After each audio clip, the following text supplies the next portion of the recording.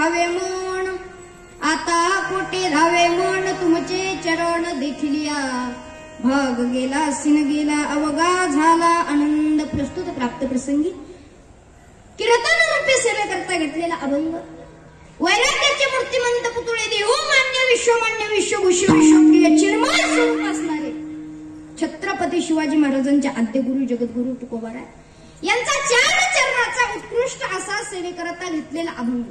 अभंग जगद्गुरु तुकोबारायांचा अभंग 4 चरणाचा अभंग सर्वांच्या परिचयाचा आहे, सर्वांच्या पाठांतरातला अभंग. स्वतः अभंग काकडा या क्षेत्रातला अभंग सर्वांच्या परिचयाचा अभंग, पाठांतरातला सर्वांच्या. ज्याच्या कुणाच्या पाठ नाही त्याच्या कानपाठ तरी कानपाठ होणार आहे.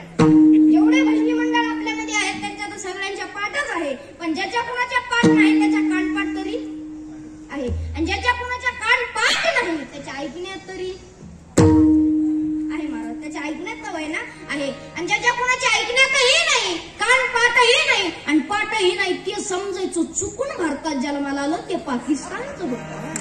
कारण जेवढे भारतात जन्माला आले तेवढ्यांना हा अभंग सगळ्यांना पाठच आहे. विठाला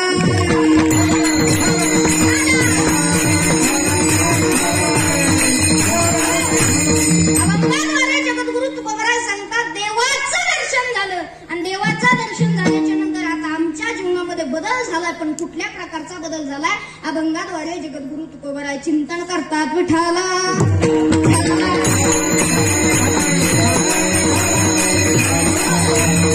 अभंगाला चिंतन करण्या अगोदर अल्पसा परिहार देणं अत्यंत गरजेचं असतं.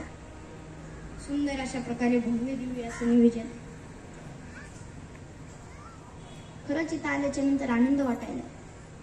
इथं आल्याच्या नंतर कीर्तन करता वेळेस असं वाटायला की मी पुण्यामध्ये हडपसर मध्ये कीर्तन करत नाही, असं वाटायला की डायरेक्ट पंढरपूरमध्ये पंढरपूरच्या मंदिरासमोर मी कीर्तन करतो. इतका आनंद येतो.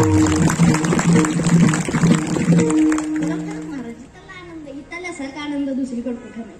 त्याच्यामुळे इथला आनंद घेतला पाहिजे. हो, कोरोनाच्या काळामध्ये सगळे घरामध्येच बसून होते. कोरोनाच्या काळामध्ये ह्या 2 वर्ष 3 वर्ष कुठल्या प्रकारचाच आपल्याला आनंद घेता नाही आला, पण आज इतका सुंदर आनंद आपल्याला घेता यायलाय. आज तुम्ही इतके जण आहेत पण उद्या कीर्तन नाही. काही जणांनी असं करा की उद्या जेवढे आज आले नव्हते तेवढ्याला उद्या सांगा ना, असं म्हणा की एका वर्षातून हा सोहळा एकदाच बघायला भेटतो तर हा सोहळा बघा. कारण इथल्या सोहळ्यासारखा आनंद दुसरीकडे कुठं नाही. कोरोनाच्या काळामध्ये सगळे घरात बसून होते कारण नियमच तसा होता ना. काही काही लोक खोकलत नव्हते महाराज, कारण नियमच तसा होता, खोकला की ठोकला. खोकलत नव्हते लोक, काय काय खोकला मुलं मुले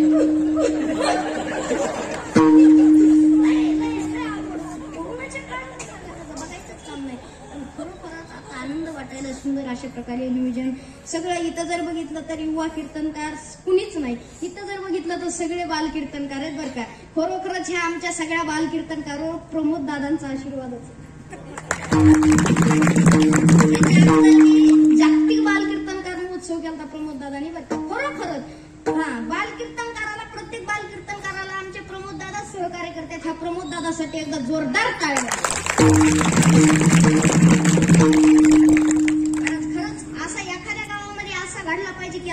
बाल कीर्तनकाराला खरोखर बरं का प्रमोद दादांनी आतापर्यंत मला नेहमी सहकार्य आमच्या प्रमोद दादाचं असते. आतापर्यंत जेवढे पुण्यामध्ये मी कीर्तन करतोय ना ते प्रमोद दादांनीच दिलेले कीर्तन आहेत बरं का आतापर्यंतचे. खरोखर प्रमोद दादाला द्यावे तेवढे धन्यवाद. मंडळ कीर्तनाला उपस्थित आहेत बरं का. हो, शहरी भाग आहेत तरी सुद्धा कीर्तनाला भरपूर जण उपस्थित आहेत. द्यावे तेवढे धन्यवाद. तुम्हाला कमीच आहे. सुंदर अशा प्रकारे प्रमोद दादांनी निवेदन केलं. अतिशय उत्तम. सर्व गायनाचार्य आळंदीकर मंडळी आहे सर्वजण. आळंदी असल्यामुळे इथं काही टेन्शनच नाही ना.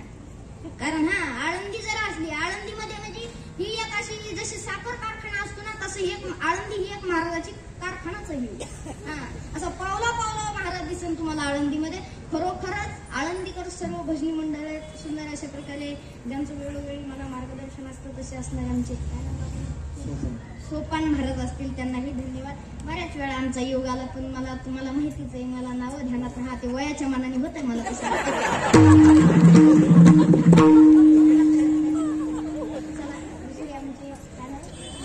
हे सुद्धा मला सहकार्य करायला जिटाकीला होते.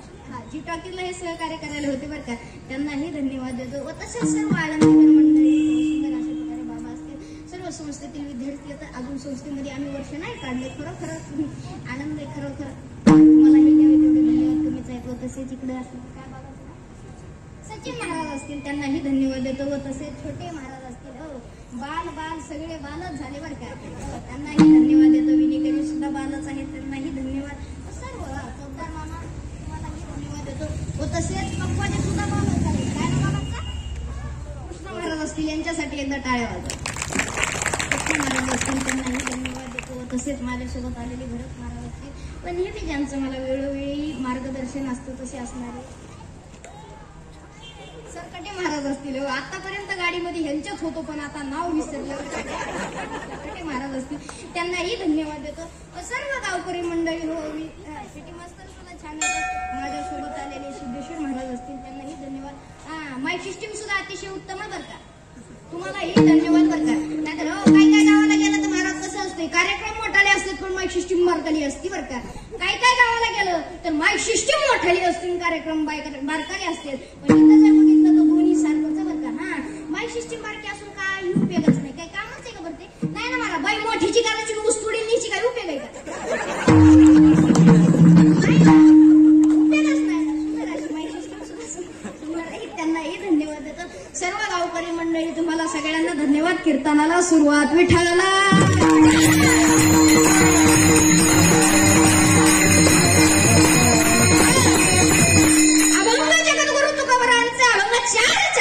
अभंगाद्वारे महाराज काय सांगतात लक्ष देऊ नाही का? काकडा या क्षेत्रातला अभंग. काकडा जर म्हणलं तर वारकरी संप्रदायाचा काय प्राण आहे. काकडा जर म्हणलं तर वारकरी संप्रदायाचा प्राण आहे. हो काकड्याला जास्त महत्व आहे. बरं तुम्ही मला सांगा, काकड्याला जास्त महत्व आहे, हरिपाठाला जास्त महत्व आहे, कीर्तनाला? बोला. नंबर 1 हरिपाठ, नंबर 2 दुसरी एक गोष्ट तुमच्या समोर, कीर्तनाला जास्त महत्व आहे का कीर्तनकाराला? कीर्तनाला. बरोबर, कीर्तनाला जास्त महत्व आहे. तिसरा प्रश्न असा आहे, कीर्तनकाराला जास्त महत्व आहे का गायनाचार्याला?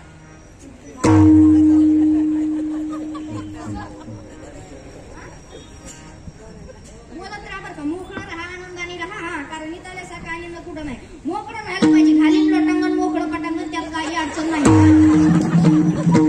कशाला महत्व जास्त, गायनाचार्याला का कीर्तनकाराला?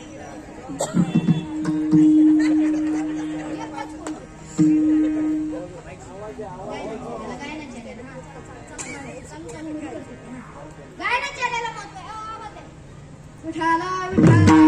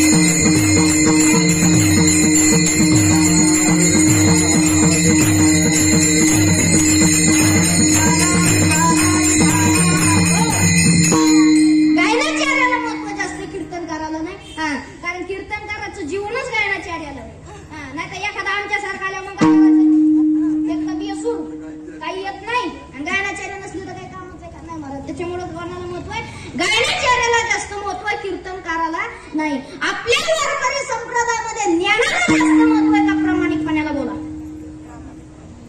कशाला कशाला?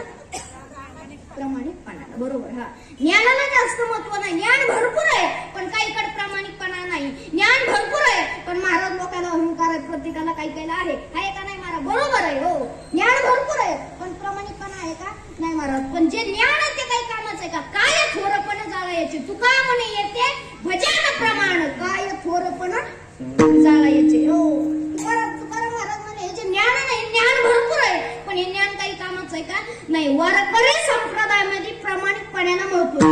याचा जर अहंकार जर झाला तर झालं तर काही कामाचं नाही. त्याच्यामुळे महाराज अहंकार होऊन द्यायला नाही पाहिजे. बरोबर का नाही? कोणतीही गोष्ट असू द्या, कुठलंही कार्य असू द्या, अहंकार झालाच नाही पाहिजे. हो नाहीतर थोडस मोठं झालं की अहंकार होतो का नाही?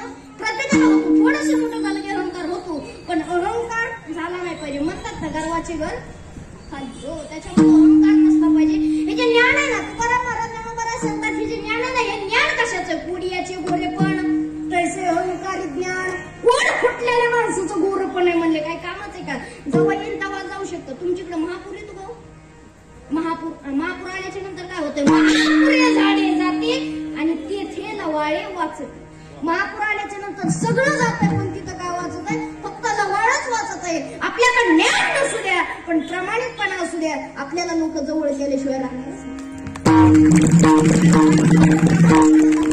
ज्ञान काही कामाचं आहे का? नाही महाराज, ज्ञानही पाहिजे, पण ज्ञानापेक्षा जास्त प्रामाणिकपणा पाहिजे. चला, भजनामध्ये प्रेम जास्त महत्वाचं का? काय हो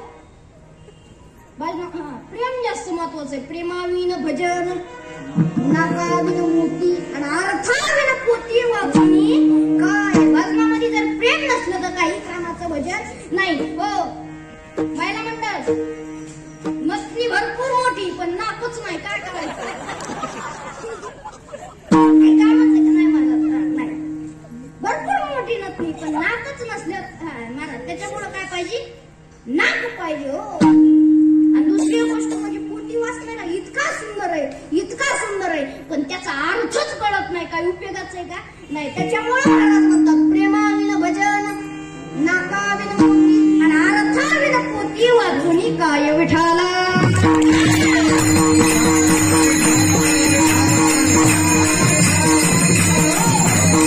पण आपल्याकडे जर बघितलं तर एकाकडे एक हो. आता आम्हाला गायन येत नाही, तुम्हाला गायन येतं तर तुम्हाला कीर्तन येतं का? नाही. ज्याला कीर्तन येतं त्याला गायन येतं का? नाही. ज्याला पकोज येतो त्याला कीर्तन येतं का? नाही महाराज, तसंच आहे. कोटे काही एक फाईन येत नाही. कसं आहे ते? हो, प्रत्येकाला वेगवेगळं प्रत्येकाला. हो, आता संत जे असते ते सगळे संत कसे तर सारखेच आहेत बरं का. संत जर बोलायला लागले तर सगळे सारखेच बोलतात, पण आपलं जे जीवन आहे आपण सारखे बोलत नाही.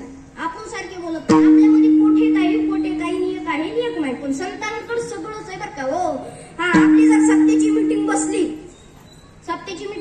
तरी एक जण म्हणतो ह्या महाराजाला ना, दुसरा म्हणणार नाही त्यांना आणा, तिसरा म्हणणार नाही महिमेहुनी आणा, दुसरा म्हणणार महादेवला आणा. असं असतं. हो, सत्तेची मीटिंग बसली की काही लोक आशा करतात, पण तसं नाही. संत महात्मे जर एकांतात बसले तर सगळे संत कसे बोलतात? सारखेच बोलतात. सगळे संत एक सारखंच संत एकांती वैसली आणि सर्व ही सिद्धांत शोधली. सगळे संत, नामदेवराजे बोलले तेच तुकाराम महाराज बोलले, तुकोबाराजे बोलले तेच ज्ञानेश्वर महाराज बोलले. सगळे संत सारखे बोलतात, पण तुम्ही आम्ही जे आहेत ना ते सारखं बोलत नाहीत. विठाला